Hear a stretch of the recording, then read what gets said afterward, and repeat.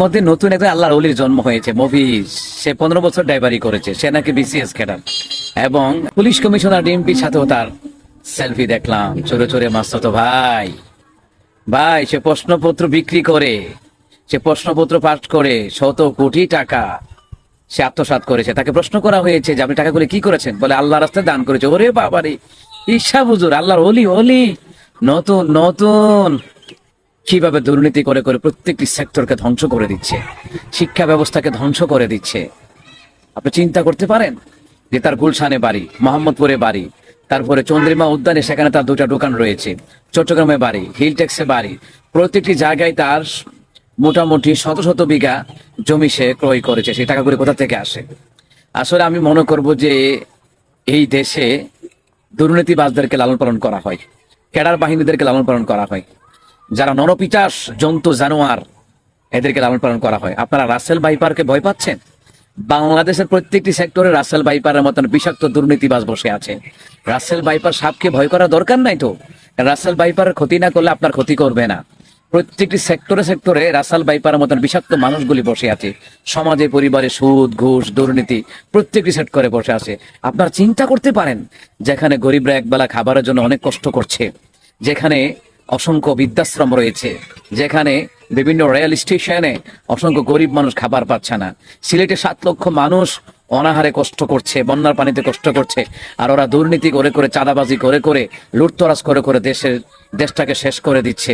আপনারা চিন্তা করতে পারেন যে সে দুর্নীতি করে করে টাকা আত্মসাৎ করে সে নাকি দিনের রাস্তায় দান করছে। এসব দান সদকা আল্লাহর কাছে কখনো গ্রহণযোগ্য হবে না। এসব প্রত্যেক দুর্নীতিবাজদেরকে কড়াই গন্ডা হিসাব নেওয়া হবে।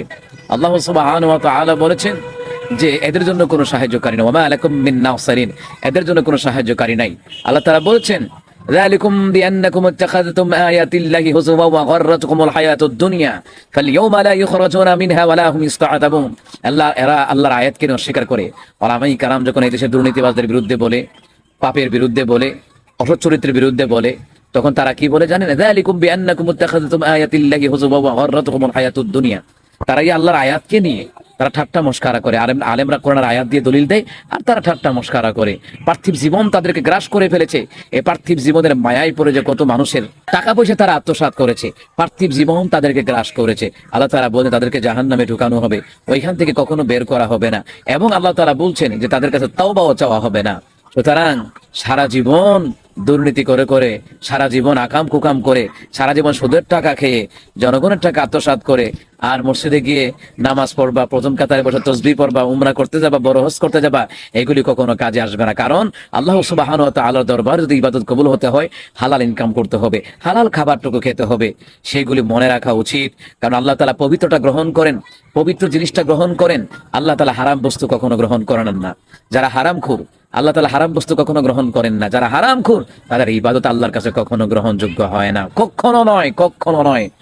এই জন্য এই দুর্নীতিবাজদেরকে যদি বিচার না করা হয়, যারা আইন প্রণেতা তারাই আইন ভঙ্গ করে। প্রত্যেকটি সেক্টরে সেক্টরে রাসেল ভাইপারের মতো বিষাক্ত সাপের মানুষরূপী সাপগুলি বসে আছে। এইগুলো যদি যতক্ষণ বয়কট না করা হবে, এইগুলিকে যতক্ষণ পর্যন্ত উৎখাত না করা হবে, ততক্ষণ পর্যন্ত এ দেশ ও জাতি জনগণ কখনো শান্তির আশা করতে পারে না। বরঞ্চ ওরা একদিন এইরকম করে করে পুরো দেশটাকেই তারা বিক্রি করে দিবে। ক্ষমতায় যতক্ষণ থাকা হয় ততক্ষণ কিন্তু বোঝা যায় না। ক্ষমতা থেকে যখন লাইনচ্যুত করা হয়, ক্ষমতা থেকে যখন মানুষ যখন বিতাড়িত হয়ে যায়, তখন তাদের কুকর্মগুলি প্রকাশ পায় ফেরাউনের মতন, হামানের মতন, কারুনের মতন। আস্তাগফিরুল্লাহ, আস্তাগফিরুল্লাহ, আস্তাগফিরুল্লাহ।